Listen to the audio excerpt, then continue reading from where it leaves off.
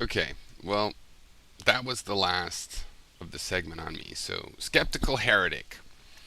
Um, I don't fall into that category. I don't even know what you're talking about with the Supreme Court thing. I don't follow that noise. I'm sure there's good facts down there, but it's noise, right? Once you figure out the strength of the signal, you know how far down you have to go before it doesn't matter because it's dominated by noise, right? You know how far down you have to go before the noise level, and so you stay away from there.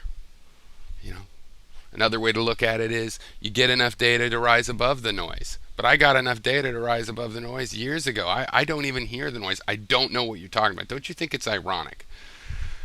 In this subject, I'm kind of on Skid Row's side. I don't listen to that noise that Skid Row types all know, but you do listen to it. When I was a crazy 20 something at working at NASA Ames Research Center, I had this crazy idea that I should figure out what it's like to listen to noise. So I just listened to radios tuned between channels and whatnot. And it was interesting, but I didn't find it necessary to ever do again. Most of these people don't care about issues. I mean, Piero, you say pretty explicitly you don't care about what the facts are. You care about what the values are. No, it's similar to what I've been saying, but what I actually said was that the values are important, and I want to know where you guys stand. I said that I want to know if you realize that someone can be well informed and support what Manning and Snowden have done. And I've said I want to know where people's value system is, where they say it is. I'll have my own idea of what it really is, where they think the lie is, and so on. And every time I complained in the last, 5 videos or whatever it's been that I've talked on this subject about nitpicking facts, I have immediately said facts are important. Okay, but once you all resolve and agree on the same facts, you're still going to disagree because of values, right? And if the values are getting ignored, I have said that I don't find that as productive as where the values get out there. Go out and nitpick someone like Skid Row Radio all you want. But I don't think after a certain amount of time we should be left wondering, do you seriously support the government enough to think that you always should follow the proper procedures in every example? Even if I'm allowed hypothetical examples that I've manufactured for as a thought experiment. I mean, because obviously it breaks down at some point, and you can't follow the proper procedures in certain organizations and do good, right? In the mob or the Nazi Party or some extreme example that has existed. Now, is the government that bad? Am I likening the government? Well, to a certain degree, yeah. I think there's material components required to call what we are having develop in the United States a secret government, secret decisions, secret courts. I don't believe in that. I believe governments that do things in secret are immediately suspect. And there's dangers, but that's called character. Being strong enough to do it the right way is, it's just like why our legal system it expressly says, well, we'll let some guilty people go and deal with that, guilty criminals still among us, rather than put innocent people in jail. That's character. That's strength of character. Okay. That Unseen Perfidy once calls that live free or die hard, which is fine. But I think live free or die covers that kind of thing. In order to be free, we have to have a certain system, and when those little things that cost us, in the end, it actually makes for a better society that overall, compared to what it'd be like if we didn't behave that way, would be like to live in. It's easier to live in a system where there isn't a secret government and where maybe that means some criminals get away with something, especially when we have this other weird thing where governments get quite incompetent in the dark. I mean, the Thomas Drake stuff, As far as I could tell, that was leaked because of all the waste, not because the NSA was going to do this thing that now we all have to admit happened, whether we like it or not. With Snowden, now we know that they're taking our emails and our metadata from the phones and stuff. So now we have to admit that.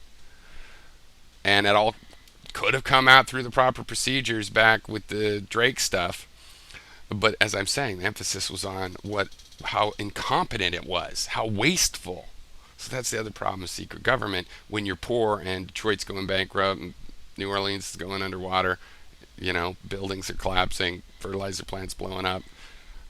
We got things to deal with here at home, right? I want to know we're spending $50 billion spying on ourselves when how many billion does Detroit need? I mean, I don't want to bail out that government, but I would like to invest billions of dollars rebuilding it so that it can be productive again. It's a waste to have all that infrastructure decaying. That's more important to me than anything we've done in these wars and this anti-terror stuff. For that matter, how much did those body scanners cost? I would rather put that into the potholes that are forming across our nation. I did not say that facts aren't important. I said values are also important. And ultimately, if we hypothetically were all accepted the same set of facts, then the determinant, the difference between what we advise our nation's policies to be, will be based on our values, right? So it's important to find the values. That's why Ella wants to know, what is the nature of your support of government action? And I want to know, do you realize that, like, I don't think it's possible to be well informed and put any credence in chemtrails, except for technically, a plane leaves a trail of chemicals as it passes by, like oil vapors in its exhaust and stuff, which is not generally what people mean. It's not really possible to be well informed and give that much credence, right? People have tried to seed clouds and stuff. There is spraying aerosols has been tried. There's various things, but one of the reasons it's hard to believe they're doing chemtrails is because it doesn't work out very well for a reason you quoted with how it diffuses in the atmosphere. You don't want to go up there and do something like that. Ground spraying would make a lot more sense. So that's not really possible to be well informed and believe that. Do you think that supporting Bannon and Snowden are that kind of a position? That's what I want to know. And I don't think that's heckling, and it's certainly not asking to ignore facts. It's just pointing out that some of the facts aren't in dispute, right? 5 years ago, if I said, "Hey, they know every call you're making, and they're peeking in on your and keeping a database of your email," which I thought was going on then. Well, one, I couldn't have been as sure. I didn't know as much detail as I know now. And two, people would have treated me like a chemtrail dude.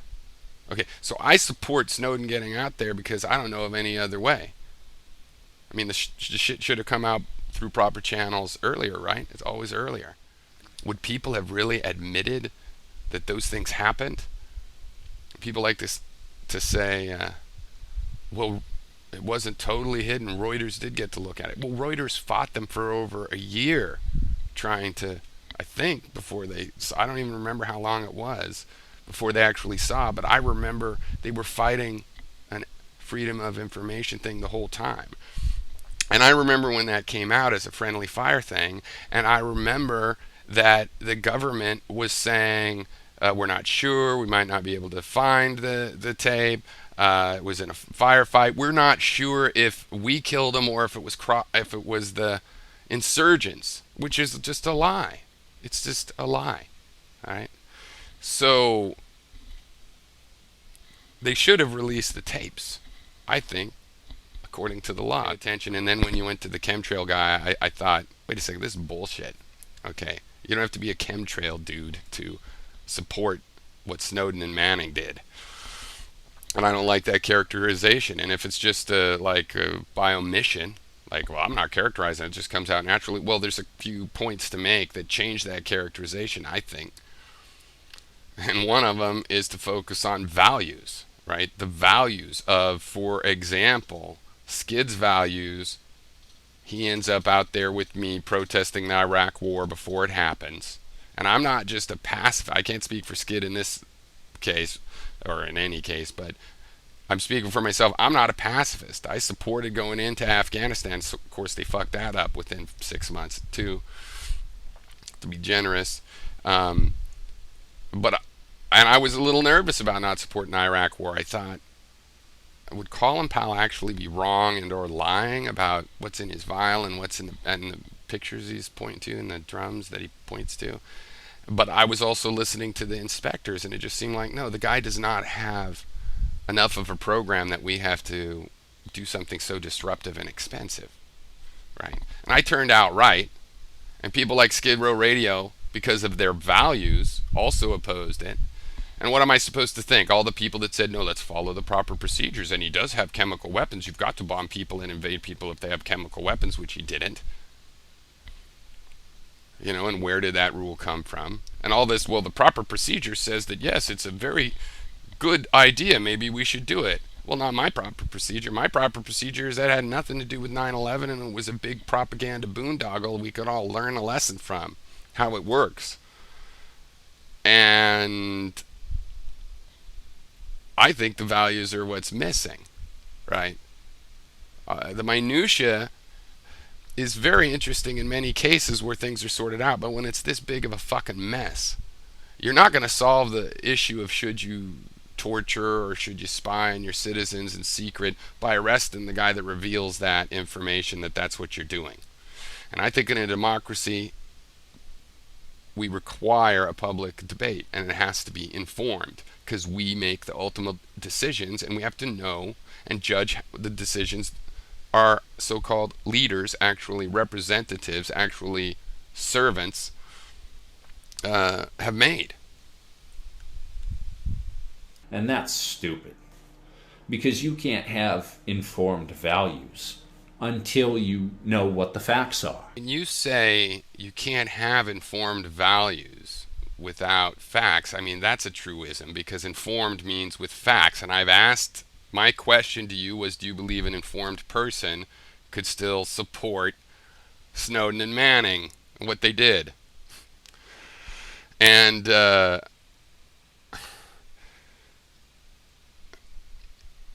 when you say informed values, therefore, I'm wondering, what are you talking about? Are you saying that your values are made out of information? If I go into your values, I'll just find a bunch of facts right down to the bottom, because I know that's not how it works. I know that as you start digging through the facts, eventually you get through the facts that support it and it filled in on them, and you get down to preferences like chocolate versus vanilla, cold weather versus warm. What do you personally like? Do you like a little extra freedom, even if it means a little extra risk?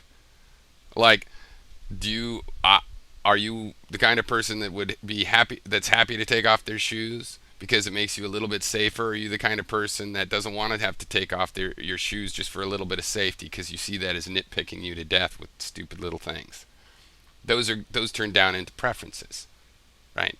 And that's what I'm trying to do. I'm trying to dig through this layer of facts into the value system. Why? Because you put up a big layer of facts. I'm not disputing your facts, have I? I think I've confirmed a lot of them. And then I've said in videos why my value system says this isn't worth it the way we're doing it, and also that I've seen it go through proper procedures, and I've seen massive leaks, and the public ignores the proper procedures just like they ignore their own history, and the massive leaks make a big splash and become public memory through the way people acquire memories. And 5 years ago, I couldn't make an argument based on the fact that the government was spying on its own people. No, we never do that. Are you kidding? That's against American tradition. You're a conspiracy theorist. And 5 years from now, it'll just be common knowledge, and I can just in one sentence invoke that as a part of an argument. So it's pragmatism. I just put it out there. Call it Machiavellian, right? I call it selfish. Okay, I don't like being the only one that knows these obvious things because most people don't read the paper or even Wikipedia. But okay, I guess I should let you continue. For example, Frank screaming that I'm unethical, calling me things like a right libertarian, and then neocon, or having other people calling me an authoritarian and a supporter of the secret state, which you alluded to in your fucking videos too. That's true. I did allude to that because I think what you're saying uh, leaves that interpretation open or is even implicit. I mean, if you're going to go on for a certain amount of time talking about how all the facts of people that support Snowden and Manning that you're paying attention to are wrong or straw men, and then like chemtrails, well, it seems implicit. And, you can deny that accusation. That's what Ella was saying. State for everyone to see that you don't support that. Now, you might open yourself up to support for Snowden and Manning, arguments that might actually be compelling if you committed to that. But that's not a reason not to admit it if it's true. And if you support secret government because you think it's necessary, fine, admit that.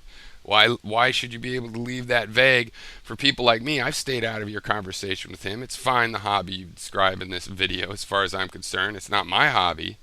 I like to find smart people and try to argue something with them, but I don't restrict myself to that. And, there comes a point where it's like, are you saying that or not? Is it totally indefensible that we should release the information, and or should we have secret government? Maybe we need to develop a philosophy of how to regulate that. See, I think in a world where we spend $57 billion on black ops a year, that we should have spent, 43 billion on that and gone ahead and tried to rebuild Detroit. Or maybe we should have just spent 30 billion and rebuilt, New Orleans while we're at it. And I think that you keep doing this. Okay, so what, Frank? You talk about Frank. Frank, lead into the part where you're talking about me. Then you talk about me. Then you segue back into how my value system emphasis in this case, right now, in this particular conversation, that I think that's what it comes down to. Because obviously, what I'm getting at is that I don't think you and I disagree on any salient facts. I don't assert any facts in justification for my opinion that I don't think you agree with. You see, I don't think Manning is a hero. I don't believe in heroes. That's from fairy tales. There's no such thing as a hero. I don't believe any facts that you have disputed, but I still disagree with what you are implying. Unless your point is just to disagree with those facts and you actually agree with me. I think that the public never reacts properly to these truths when people like Unseen Perfidy and you and me and Gary and Napalm and Skid Row Radio and Ella and Franks and all of us know we're going on, but that the mainstream did not take into account when voting, did not know what was going on, did not even know if they support or don't support something they don't know that's going on. And these leaks come along and everybody knows about it. The night, the Tonight shows and all the rest are mentioning it, right? It's not just for news junkies. It's not just for people that actually want to know what's going on in the world, and it gets out there and you can rely on it. I think I mentioned that in a couple other parts of my reply. And you're mixing. You're by going back and forth. You start off do this thing like Piro, and he says this, and now you're going. People call you right wing. I would not do that. I have you pinpointed much better than that, and I still wouldn't characterize you to the area of politics I think you're in. That my guess of where your political system is, which is inside this value system that my guess, my estimate. And I know my estimate won't be exactly what it is, okay? So I know you're not a right wing whatever. I never accused you of that. Why you segueing back and forth between that and myself? How much are you concerned about things like the secret courts and whatnot? I mean, this stuff is just ballooning. Secret stuff ballooning while our cities fall apart. That's the big picture. Facts are important. I will go down into any facts you want that you think are relevant. I swear to God, try me. But sometimes we're going to go back up into the big picture and look at all the facts when they're further away and combined and see what's going on here, and is this what we want? And if we disagree on what to do next, is it because our value system is different? Is it because we think the facts are different? Well, you and me, I don't think we're disagreeing on the facts, so I think it's time to see if you disagree with me on the values. That's fucking ridiculous. I mean, how far into statements do you have to read to come up with that shit? Okay, well, that was the last of the segment on me. So, skeptical heretic. um I don't fall into that category. I don't even know what you're talking about with the Supreme Court thing. I don't follow that noise. I'm sure there's good facts down there, but it's noise, right? Once you figure out the strength of the signal, you know how far down you have to go before it doesn't matter because it's dominated by noise, right? You know how far down you have to go before the noise level, and so you stay away from there. You know, another way to look at it is you get enough data to rise above the noise. But I got enough data to rise above the noise years ago. I don't even hear the noise. I don't know what you're talking about. Don't you think it's ironic? In this subject, I'm kind of on Skid Row's side. I don't listen to that noise that Skid Row types all know, but you do listen to it. When I was a crazy 20 something at working at NASA Ames Research Center, I had this crazy idea that I should figure out what it's like to listen to noise. So I just listened to radios tuned between channels and whatnot. And it was interesting, but I didn't find it necessary to ever do again.